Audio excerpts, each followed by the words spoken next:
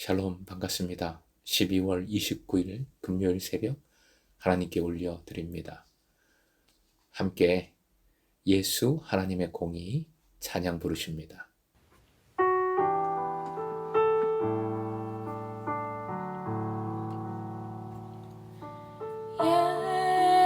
예수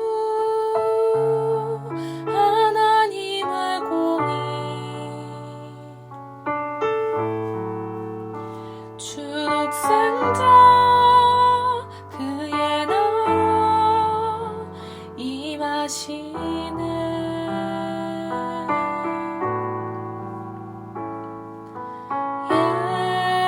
예수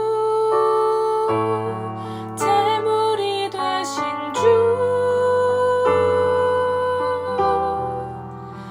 영광 중에 그의 나라 임하시네.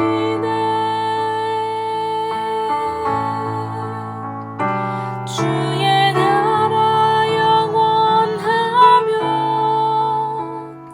그의 영광 무궁하리. 왕의 위엄과 능력이 이제 임하였으니 주의 주권과 주의 통치와 주의 나라 힘과 권세 임하네. 예수 하나님의 공의.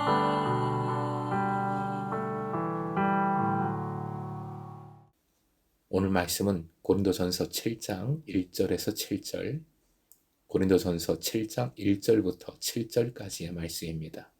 함께 읽겠습니다. 너희가 쓴 문제에 대하여 말하면 남자가 여자를 가까이 아니함이 좋으나 음행을 피하기 위하여 남자마다 자기 아내를 두고 여자마다 자기 남편을 두라. 남편은 그 아내에 대한 의무를 다하고 아내도 그 남편에게 그렇게 할지라. 아내는 자기 몸을 주장하지 못하고 오직 그 남편이 하며 남편도 그와 같이 자기 몸을 주장하지 못하고 오직 그 아내가 하나니 서로 분방하지 말라. 다만 기도할 틈을 얻기 위하여 합의상 얼마 동안은 하되 다시 합하라. 이는 너희가 절제 못함으로 말미암아 사탄이 너희를 시험하지 못하게 하려 함이라. 그러나 내가 이 말을 함은 허락이요 명령은 아니니라. 나는 모든 사람이 나와 같기를 원하노라. 그러나 각각 하나님께 받은 자기의 은사가 있으니 이 사람은 이러하고 저 사람은 저러하니라. 오늘의 기도 제목, 내 중심이 아니라 상대방 중심으로 행하게 하소서. 내 중심이 아니라 상대방 중심으로 행하게 하소서. 바울 사도는 앞에서 음행의 문제, 즉 근친상간이나 창녀와의 성관계의 문제를 다루었죠. 이제 본문에서부터는 결혼 문제를 이야기하고자 합니다. 당시 고린도 지역의 문화 속에서 갓 피어난, 갓 출발한 신앙의 공동체에는 참 많은 문제가 있었습니다. 음행의 문제를 신앙과 별개의 것으로 생각하여 방종한 삶을 추구하는 사람들이 있었는가 하면 다른 한편으로는 모든 성적 관계, 결혼 관계의 경우에도 포함해서 이런 모든 성적 관계를 잘못된 것으로 여겨 거절하는 사람도 있었던 것으로 보입니다. 1절에 의하면 그런 사람들의 질문이 나오죠. 그들은 그리스도인에게 있어서 성관계란 과연 신앙적인 일인지 아닌지를 질문했습니다. 남편과 아내에게서 무엇보다 중요한 것은 3절 서로가 서로에게 의무를 다하는 것입니다.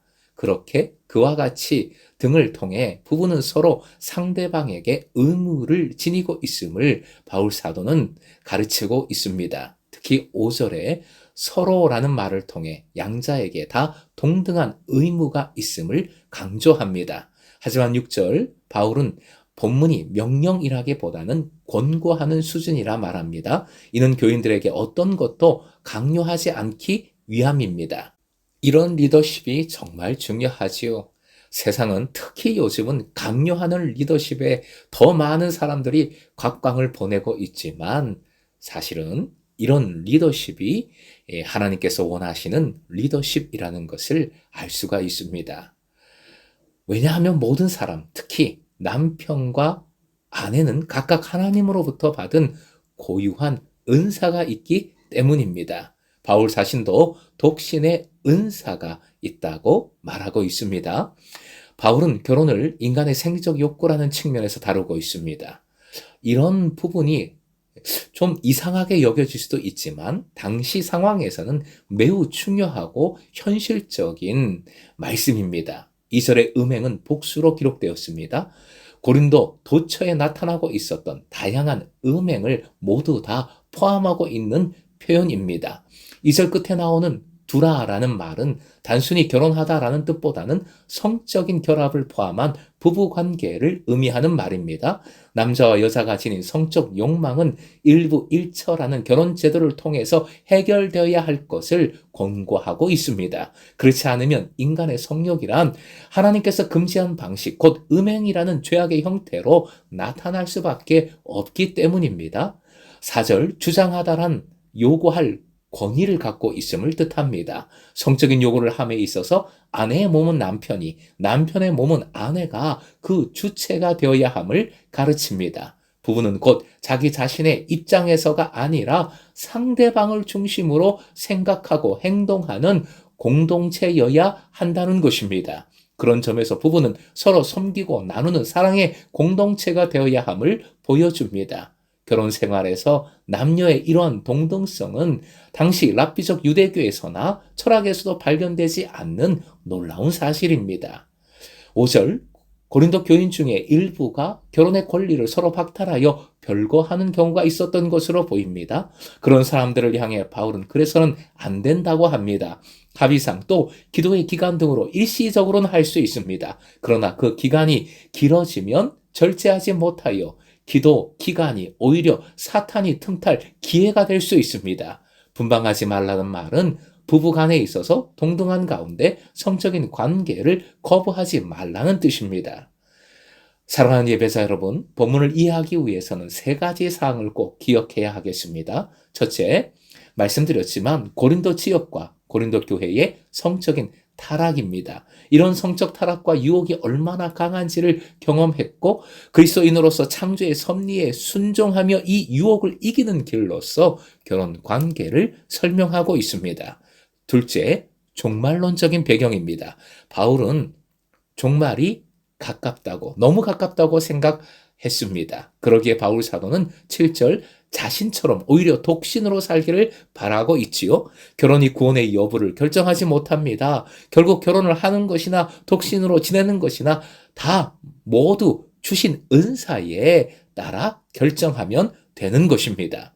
셋째, 부부간에 가장 중요한 것은 자기의 필요에 의해서가 아니라 상대방의 필요에 의해서 결정해야 된다는 사실입니다. 상대방 중심이어야 합니다. 이것은 가정의 원리이며 공동체의 원리이지요. 상대방 중심이어야 공동체는 결국 세워지게 됩니다. 상대방 중심에서 부부간의 상호 사랑으로 돌보는 인격적 만남이 열리고 주 안에서 행복한 가정으로 점점 오이코돔에 세워지는 기초가 마련되어지는 것입니다. 특히 우리 공동체의 브릿지의 가정들이 이런 가정들로 세워지기를 소망합니다. 사랑하는 예배자 여러분, 결혼을 하는 것이나 독신으로 지내는 것이나 그것보다 더 중요한 것은 어떠하든지 하나님의 뜻을 깨닫고 순종하는 일입니다. 오늘 본문의 가장 핵심 메시지이고 결론입니다. 그래서 바울은 독신으로 지내는 것을 강요하지 않고 다만 개인적인 제안으로 말하고 있습니다. 은사에 따라 결정하되 결혼을 하든 독신으로 하든 그 어떻게 살아가든 오직 하나님의 뜻을 이루는 삶을 살아야 한다는 것이지요. 우리가 무엇을 하든 상대방을 먼저 서로 섬기는 청지기 공동체, 지금 독신이든 결혼을 했든 또 어떤 다른 상황이 있다 하더라도 주님의 뜻을 이루며 주님의 영광을 위해 살아가는 금성의 제자 되시길 주님의 이름으로 축원드립니다.